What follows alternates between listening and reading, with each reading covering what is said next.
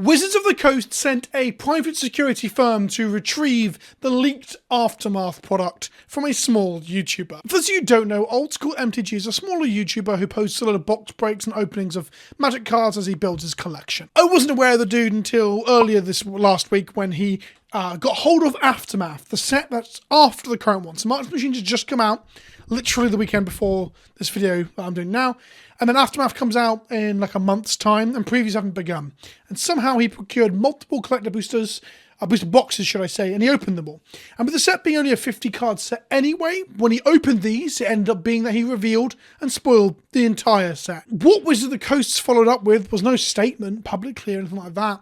Instead, he posted a video today, or in the last 24 hours, should I say, explaining that he's took the videos down and that the Pinkertons, a private security firm with a very bad reputation, showed up on his doorstep, made his wife cry, and took all the product back. He got to talk to Wizards directly because the Pinkertons brought a phone number for him to ring. I imagine them storming into the house and bringing like one of those dishes that you have, the metal dishes with food on it, and they pop it open, and it's got like a red telephone, and he picks it up, and it's just Blake or Mark Rosewater or the CEO, Chris Cox, and he's like, "Hello, Old School MTG. It's time to talk about the Aftermath leaks." So let's talk about leaks for a second. I did a parody video where I opened an Aftermath booster and the booster was just full of like nonsense cards. I got some of them here actually. Like the whole video, by the way, if you go watch it, I quite like the video. Like every single card in there has a small joke about the quality of Magic and the state of Magic as it is. The Tranquil Cove that I obviously folded up, that's a joke about the quality of Magic product, just to explain the joke. So I parodied it, but I didn't talk directly about the leaks. Ultimately, I thought it was fascinating, but it didn't really make me want to make a video.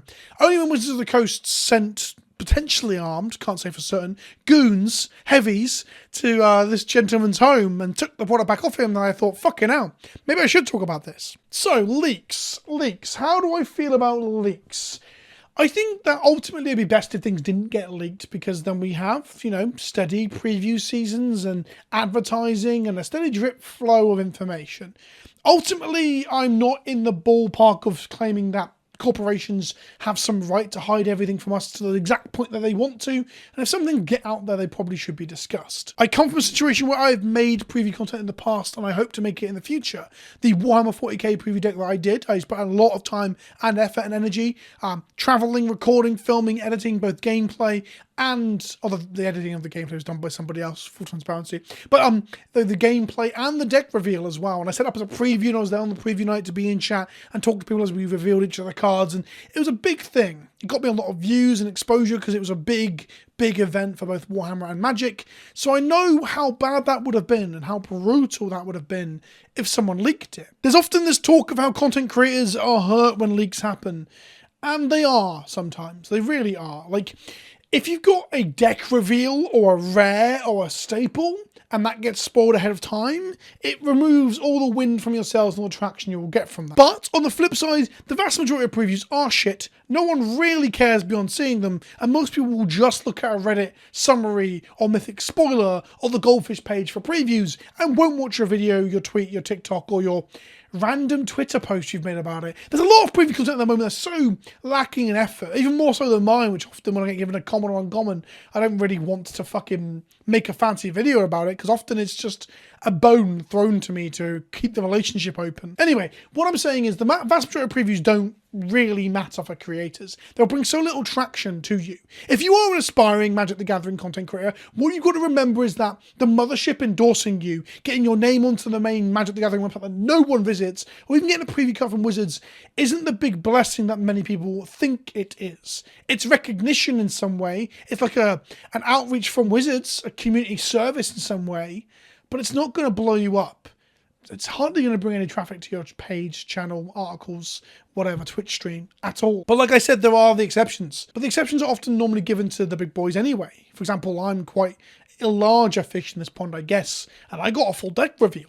And the deck reveals often go to, like, and these people that I like, Munster, the Command Zone and similar, and they get them quite regularly. They're the ones that really bring, the Commander deck reveals, that really bring the big eyes, the big people clambering to see the stuff as early as they can. That and like the big title walkers, Elspeths and Ren and Sixes or Ren and Realmbreakers, or any of the big like face cards, they will bring traffic to you, but they're often given to IGN and other large publications for that exact reason. So ultimately, I don't believe that this is all for the service of the content creators. I think that's kind of nonsense. So let's talk about the next bit about leaks. People talk about how people work very hard on the marketing campaigns at Wizards. And they do. That's not untrue. Whether it be the CGI trailers or the first look preview things, a lot of time and effort goes into making those marketing materials. People put time, care, effort, and energy and blood, sweat, and tears to an extent into those things. So I think it does fucking suck when those things get spoiled by things leaking. So do I think he should have opened the box? He should have shown it all off to the world? Well, I can't blame him because he thought he'd get some traction. It did. It got him over 100k views on the first video by the end of the whole thing. It's gone now. It's unlisted. And he's got 20k views on this update video too. And he was getting hundreds of views before. So he's got what he wanted. But I do think there's an element of, I wouldn't do it myself. But I'm also unique in the sense that I don't want to kill my relationship with the rest of the community, because everyone else has been told by Wizards of the Coast, they've all bought into this idea, this culture that leaks are evil. And if you even talk about them, you're a monster. Doing the leaking, being the one that leaks, is a bit of a shitter. You are undoing the effort and the time and energy of other human beings doing their jobs, especially those working at Wizards of the Coast. So I do think that leaks, whether it be Wizards or other things, Marvel movies, Games Workshop, whatever the leak is, I do think it kind of spoils the end product to an extent. But where Magic differs from everything else is that pretending that leaks don't happen and then not talking about them is actually kind of harmful. We live in a ecosystem. We live in a game. We play a game where cards are worth money. Like fucking tons of money at times. Not knowing that Training Grounds, oh no, I've said it, it's in the new set. We saw it in his fucking videos. It's all over Reddit, it's all over Mythic Spoiler. The price has already fucking started to go down. Let's stop pretending it's not out there. But pretending that Training Grounds hasn't been previewed or leaked or spoiled in this case is just... it's almost childish in a way. People are out there speculating, moving and shifting, buying and selling Magic cards and making money. Meanwhile, you cover your eyes and you put your fingers in your ears and you go la la la la la and pretend it's not happening. And people are out there spending their... why would you then let someone go and buy a Training Grounds knowing full well that Training Grounds is going to get reprinted? We know it's getting reprinted. That's kind of unfair to the average casual hobbyist who's going to spend their hobby dollars, their limited expendable income, on something that's going to crash in value, or they can get cheaper if they waited 2 weeks or 4 weeks. Ultimately, once the leak is out, once the cat is out of the bag, Pandora's box is open and all that, it's kind of dumb to ignore them because it hurts people with their spending habits and what they're going to spend their finite resources on. So what's up with the Pinkertons, eh? They're a big... I had to go and check out... I've heard of them, but I had to go and read their Wikipedia article and stuff. One of the biggest detective agencies and private security firms in the world.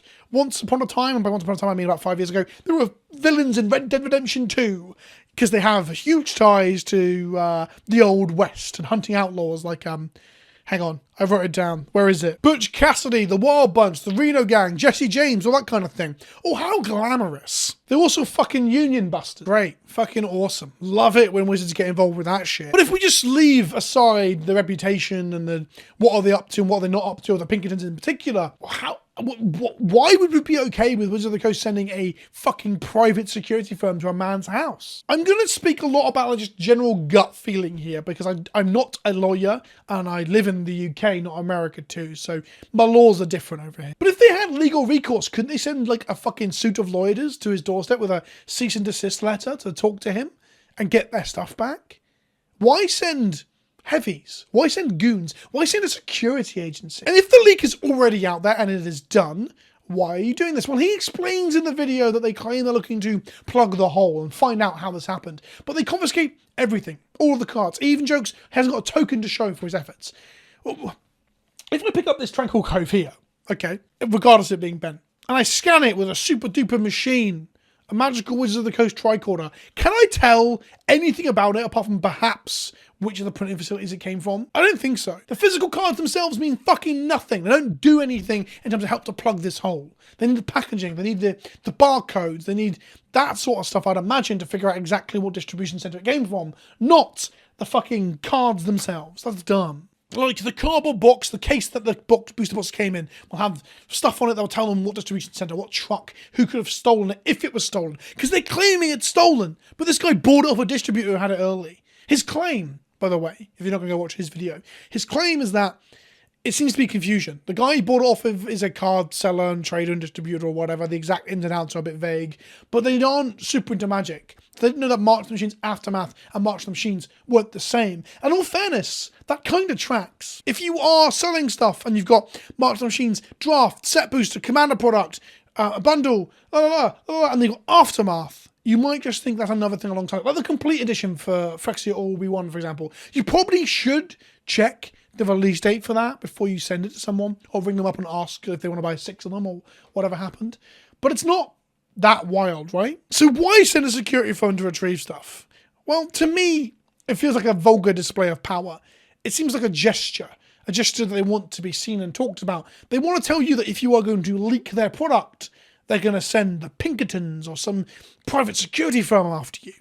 This is scare tactics in a sense, right? Otherwise, I don't know why they wouldn't have just showed up on his doorstep with a official letter saying, we're going to take court action against you.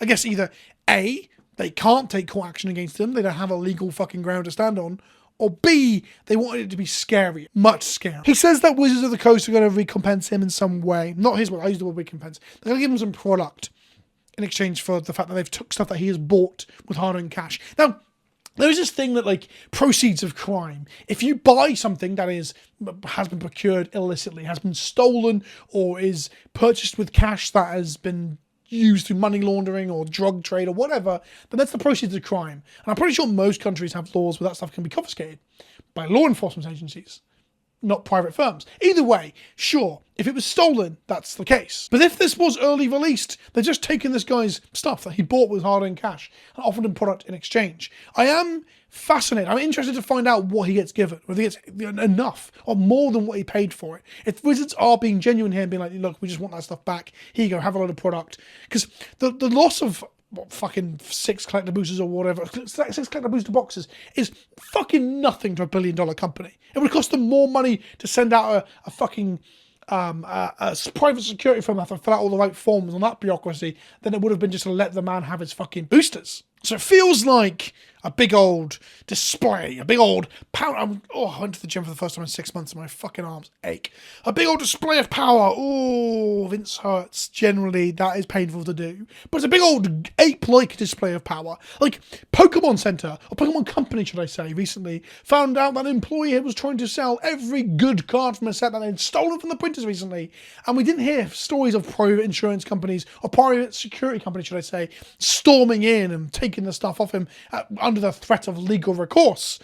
Although we don't know the full details of that story, but it sounds less heavy-handed than this. In some ways, this will make people like myself report on it. It'll make people retweet it and talk about it. It'll make it into the wider news outside of the card game community, quite potentially. And that will then just make your leaks and your shit fucking quality assurance processes or shit processes just be more under the magnifying glass in a sense. It's the Barbra Streisand effect. It's actually just called the Streisand effect, of where you can't mute the story if it's out there. Those previews are out there now. Everyone can see everything that's in the Aftermath.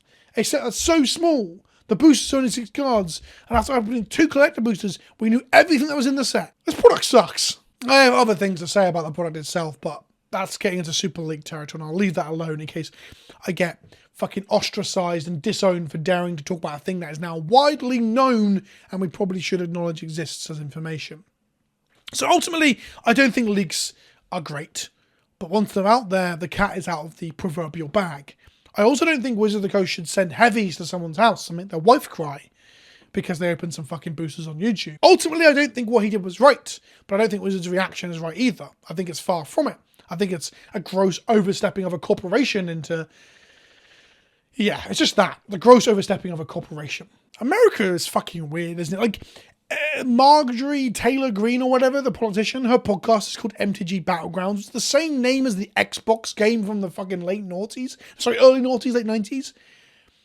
What are you doing, America? Britain's not much better, by the way. We're also fucked. Anyway, I thought I'd report on it. I thought I'd bring this to people's attention. I want people to know. I want to know if they even had legal grounds. I really hope this YouTuber lawyers up and figures out whether what happened to him was right or whether it was actually just theft by a private security company hired by a $1 billion toy company. Fucking wild, right? Anyway, there was a ramble about it all. Hope you enjoyed. Smash the subscribe button and I'll see you in the next one. Ta-ta for now.